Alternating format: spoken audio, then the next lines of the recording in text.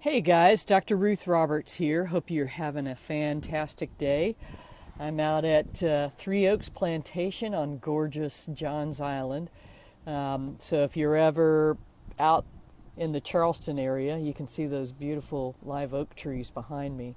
But if you're ever out in the Johns Island or Charleston area hanging out, the cottage at Three Oaks Plantation is available on Airbnb, and it's been a great respite for us. We're getting a bunch of painting and stuff done at the house, and so we're hanging out here with Esau and Mona.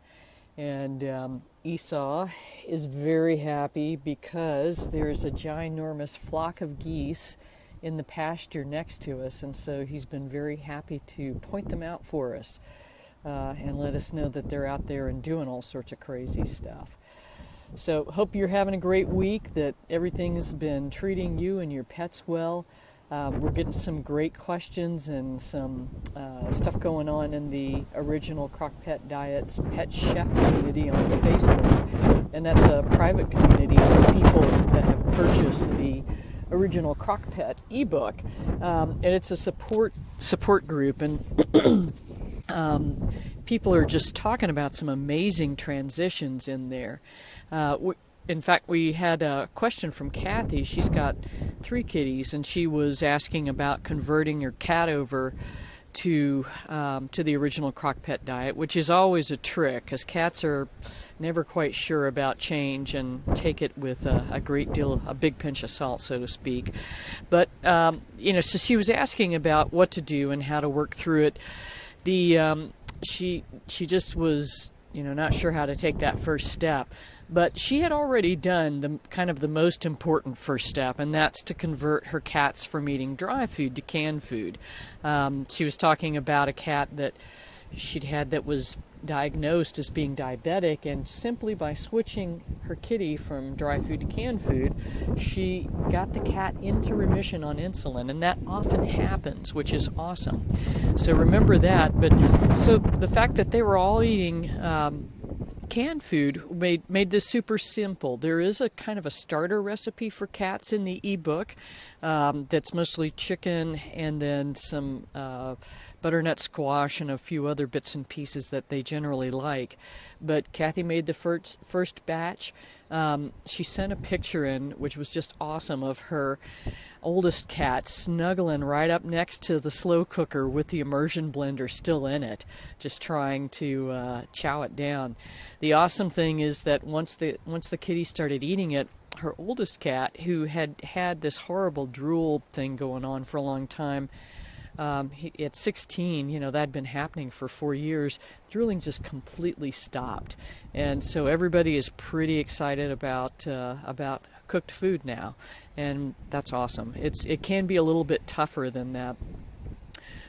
Similar to that, Denise had asked about what to feed on the road, because it's a little tough or challenging to travel with cooked food. So she was asking in specific about some of the dehydrated diets like the Honest Kitchen or Sojo's, things of that nature. And I think that's not a bad idea. The other way because they are fairly convenient, and so if you don't have refrigeration or a lot of storage space where you can store pre-frozen meals, that's a great option. So when I've had other clients, though, that when they traveled, Debbie and Jerry Zimmerman, when they travel with their dachshunds, they actually pre-freeze each individual meal into little kind of Ziploc containers, if you will. And, that way they just take what they need out, let it defrost, and then when it's time for breakfast or dinner, then they just pop the top off and they let the girls go to town. The other way to do that is to just freeze individual portions in Ziploc bags, freeze everything, throw it in a cooler with a couple of ice chunks, and then just pop out a bag, a couple hours before you need it, or even warm it up in some warm water soak, and that defrosts it pretty quickly too. So those are options. Sojo's and Honest Kitchen, I think, do a pretty good job. You do want to avoid the formulas they've got with a ton of grain in them, just because if your pet's not accustomed to it, it's not going to go very well. And then cans of food are another good option for traveling. You don't have to worry about refrigeration, things of that nature. So that's one of those things where people will say, well, what brand? And I'll say, as soon as I recommend a brand, somebody has a recall. So Fromm in general is pretty good. Merrick is pretty good. A great resource, whether you're a dog owner or a cat owner, is dogfoodadvisor.com. They are an independent rating group, if you will, and they've done just a fantastic job of going through each manufacturer and telling you about what the ingredients are, what it means, and what they are in terms of quality for your pet. So that's a great resource. If you haven't been to that website, check it out. Of course, for me, I think home cooking is always the best way to go, but there's just that's not a good fit for everybody. And so having options is always great. We had a question from Kelly, who was a client I saw at Sundog Cat Moon Veterinary Clinic, and she's seeing conflicting information about how much calcium is the right amount. And she tells me about her 3 dogs. She's got two 15-pound dogs and then a 50-pound dog. And from what she's been reading, 750 to 1,000 milligrams of calcium per pound of cooked meat is not enough. So she wants some clarification on what's what. The recipe for the original CrockPet Diet calls for about, strangely enough, 666 milligrams of calcium per pound of meat. And that is based on the recommendation of a boarded veterinary nutritionist that actually balanced the diet for me to make sure that it was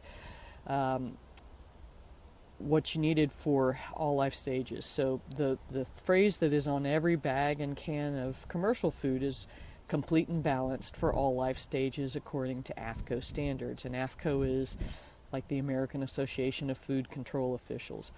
And what that means is that the diet is just as complete and balanced as any bag or can of food. You do need to feed a multivitamin with it. So the balancing included that. And so it took into the account of the minuscule amount of calcium that's in your standard dog or cat multivitamin, and then added in additional calcium to the diet. We get a lot of questions about, well, what about eggshells and powdered eggshells and this and that and the other? And I think that's, if you're just crushing up eggshells, it's really tough to make sure that you're getting the right amount of calcium. There are some powdered eggshell products available. The other thing to remember there is that eggshells are essentially calcium carbonate, which is not a very easily absorbed form of calcium. And so that's why we generally recommend either bone meal, which does contain phosphorus, so you don't want to use that if your pet has advanced kidney failure, or more recently calcium citrate, because one of the other concerns with bone meal is that bone stores heavy metals like lead and mercury and things like that. So there have been multiple product holds of bone meal in the past because of heavy metal contamination. So I would consider just using plain calcium citrate, and we like that form because it is very easily absorbed, and see if that won't do the job for you. I generally recommend Now brands because they've been a fairly consistent and safe brand. So you do have to look at the number of milligrams of calcium per teaspoon of calcium citrate and do the math. So if you for the CrockPet Diet of 2,000 milligrams is the amount that you want to put in for 3 pounds of protein, you'll have to look at your protein and kind of figure out what's what. So for the Now brand, I believe it's 800 milligrams of calcium per teaspoon, and so for that batch of food it would be 2¼ teaspoons of that particular calcium product per batch of food. So I hope that helps, Kelly. The other thing I wanted to mention about calcium is that too much calcium can cause bone abnormalities, not only in puppies but in adult dogs. And so there was a calcium product available that used to be fed to puppies all the time, and we created these horrible condition called hypertrophic osteodystrophy, and essentially what it did was make their joints, especially right at the wrist, the bone there just swell up tremendously. So that's, too much is not a good thing. And then interestingly enough for women, what they found over the years is that all that calcium they told us to take, if you don't have enough vitamin D on board and you don't have enough vitamin K on board, it goes places where you don't want it to go. For instance, your coronary artery. So not a very good plan. So for women and men to some degree, the calcium recommendations have gone way down, and especially since most people are now taking some sort of a vitamin D supplement, they're finding that they can actually get all the calcium they need out of what they're eating, so out of leafy greens and things of that nature. And then lastly, a lot of times people will ask me about raw bones. And we used to say, oh yeah, if you're feeding your pet raw bones, you don't need to worry about adding in calcium to the diet. And maybe that's true, but probably it's a good idea to continue using the calcium at the recommended rate in the recipe. Bones are great for dogs to chew on. It helps to keep their teeth cleaned up. There are a couple of caveats there too. One is, if your dog's never seen a bone before in their life, don't just give it to them and walk away. You need to watch them, make sure that they're not trying to swallow the thing whole and obstructing, end up obstructing their intestines, because that would just not be any fun.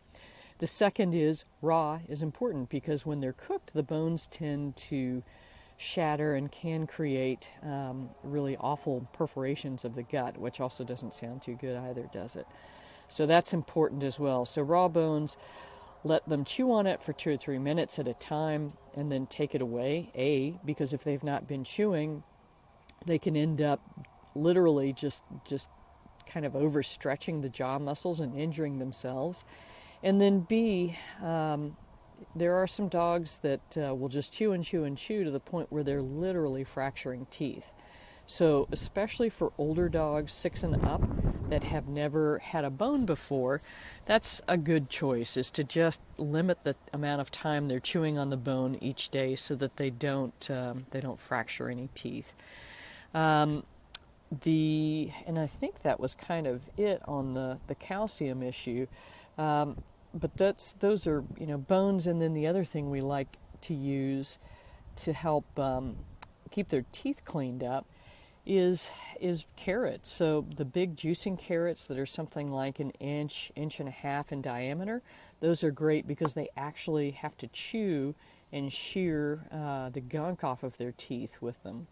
The other thing you can try for cats are chicken livers, so or gizzards rather. So if you grew up in the South eating chicken gizzards, you know how chewy they are. Most people have no idea about that and are kind of grossed out by the whole organ thing anyhow. But if you boil them, it makes them very, very tough and chewy.